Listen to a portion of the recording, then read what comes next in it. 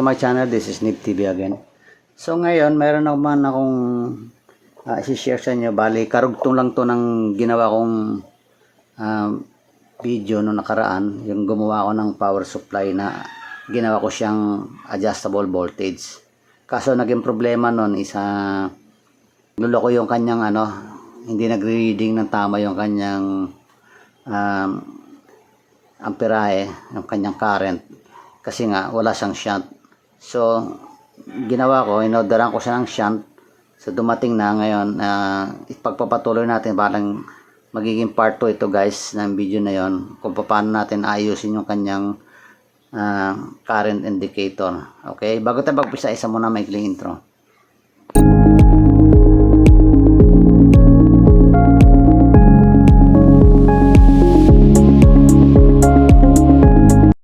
Okay guys, balik tayo. Ito yung dati, kung naalala nyo ito, yung ginawa ko.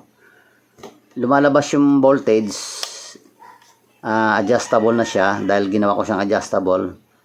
From fixed 12 volts, ginawa ko siyang 1.9 yung minimum niya dati, minimum voltage hanggang 20 volts, adjustable siya. Pero ang kanyang ampere indicator ay hindi gumagana kasi nga walang shunt. Kasi ito walang shunt to sa loob, kaya kailangan may shunt siya, 50 ampere. So in-order ako siya guys. So ginawa ko, itong in-order ko, ayan, dumating na 50 amperes, ayan nakalagay, kasulat, hindi maninag na. Ito, ayan, 50 amperes, 75 millivolts. Okay, so sinukata ko na siya guys ng kanyang butas, kasi hindi ko na siya guys pwede ilagay sa loob nito dahil maliit lang space at marami ng wires dyan sa loob, magka-bowl-bowlnas lang. So ang naisip ko, dito ko na lang sa ilalagay sa ibabaw dyan, tapos bubutasan ko na dito para sa wirings, kasi hindi ko na sa pwede ilagay doon sa loob babangga-bangga na sa mga ibang pyesa. Masyado maliit lang tong box na to. So dito na lang. Ang kagandahan ng pwesto niya rito sa labas, pwede ko siyang disconnect anytime. Kunyari meron akong ibang tetestingin, meron akong sukatin, palit-palitan ko lang yung mga wires, tapos yung connection.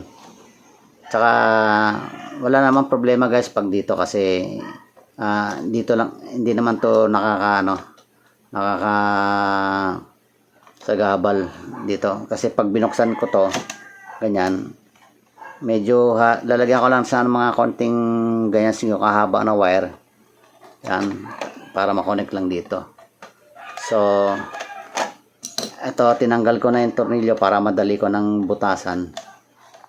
Ang gagawin ko ngayon ay bubutasan ko muna to. Ayan, nilagyan ko na sa guys ng marking din yan, yung pen. Ito binutasan ko na para dyan sakto.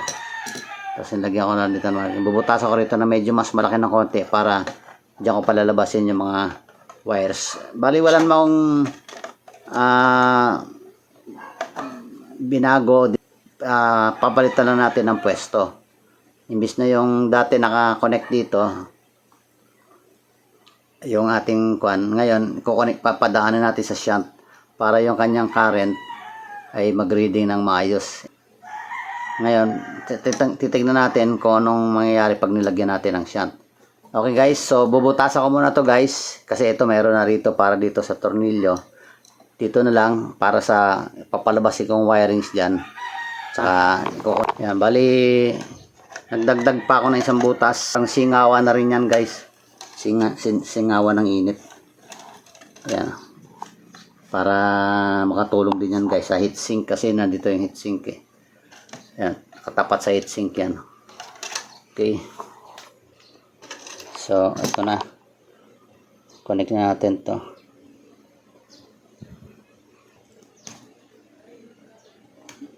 Okay,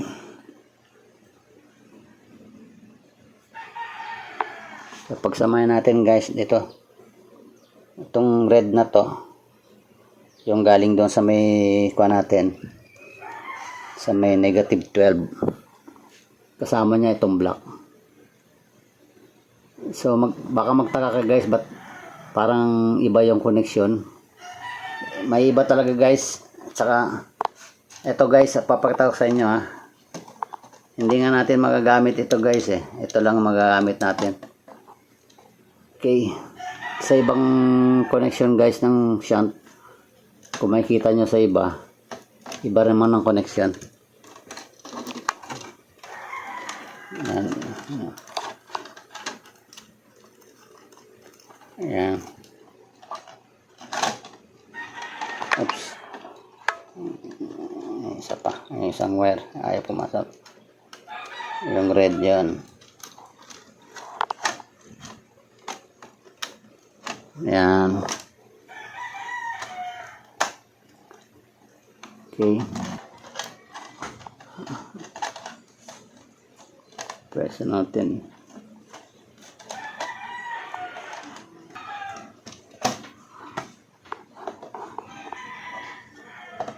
Ayan.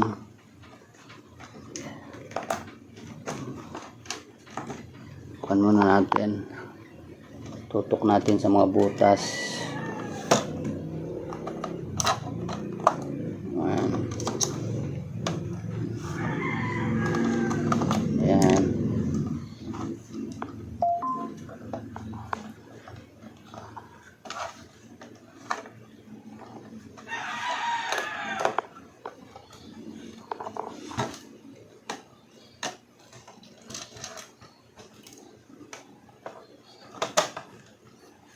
Okay. So, yan. Okay na guys.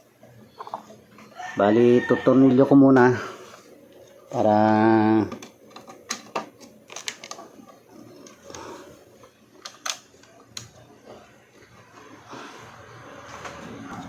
hindi siya galaw-galaw.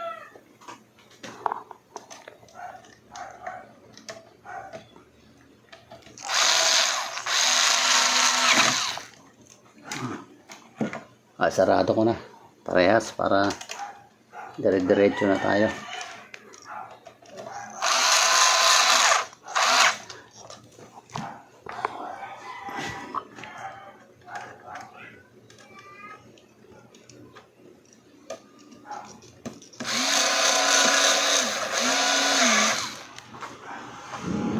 Okay, so ganyan na tsura niya. Ito yung sinabi ko ng red tsaka etong red na to, lagay na natin dito. Ayan. Kagandaan nito guys, iipit lang siya, pwede mong tanggalin anytime. Tsaka walang problema guys, kung alam mo gusto kong nire-repair ako sa loob, bubuksan ko to. Hindi siya problema guys, kasi ang mangyayari yan, tanggalin mo lang sa screw tapos angat mo ulit yung takip. Okay. Ayan. Tapos i-screw natin ulit.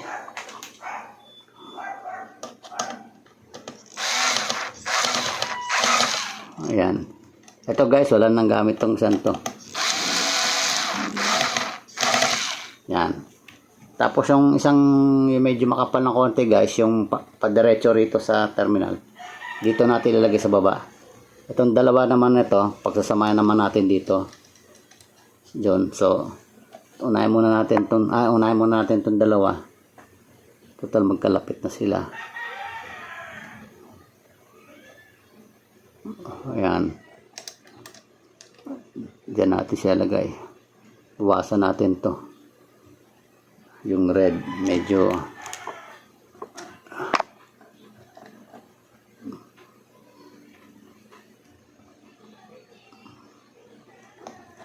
ayan.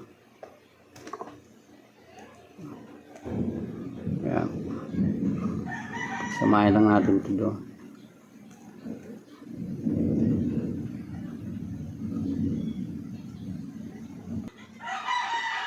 Ayan na, itutornilyo natin dito. Okay.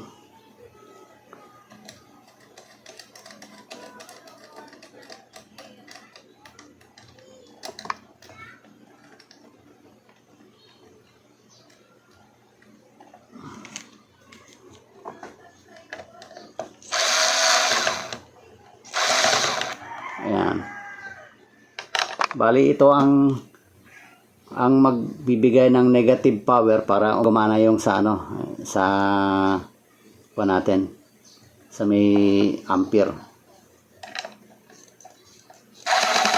Okay. Tapos itong isa dito.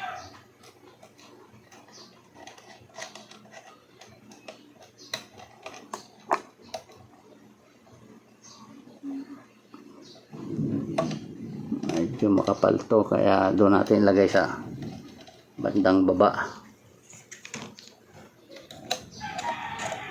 Ayan, ipita natin siya dyan.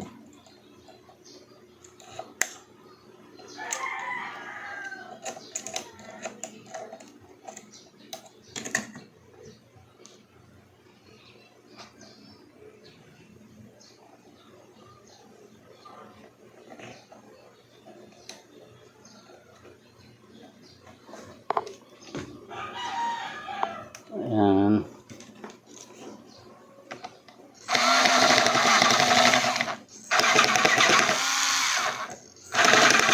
Ayan.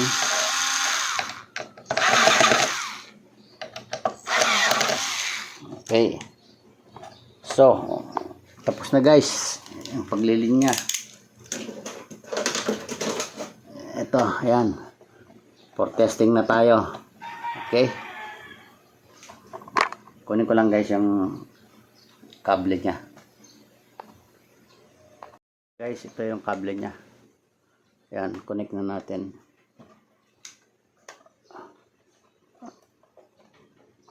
Ayan, nakakonect na sa likod. Saksak natin. Power on. Ayun. Okay, oh, nag-zero na sa guys. Dati 1.9 eh. Pinakamababa niya ngayon, 0. Tingnan natin. Kung adjustable voltage pa rin siya. Yun, 1, 3, 5,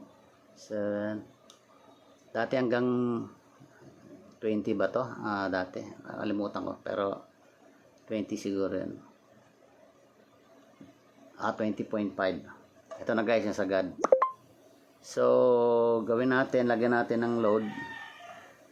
Saan ba yung ito na lang yung dati, yung bumbilya. Okay, tingnan natin kung magno-normalize na yung reading ng niya, current. Kasi dati to nagpa-fluctuate, tapos hindi ganyan na may decimal. Siya yung parang malalaking numero, mga 500, 700, ganyan ang mga numero niya last time. Ayan. So, lagyan natin positive, negative muna. Positive,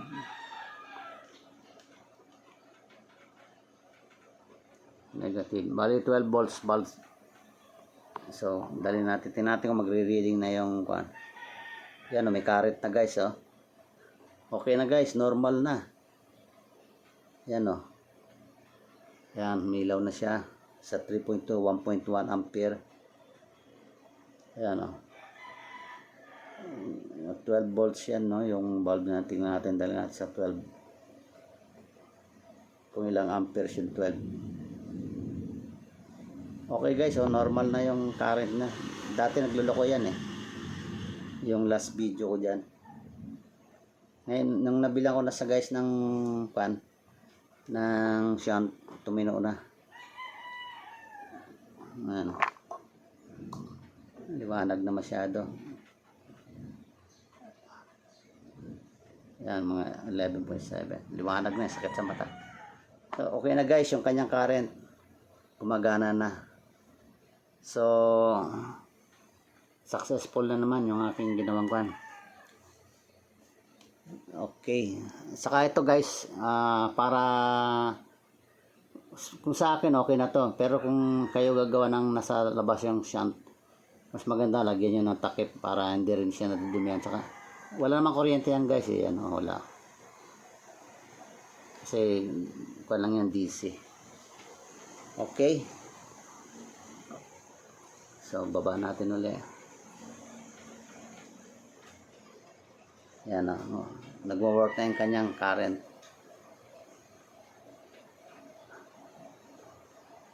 Okay.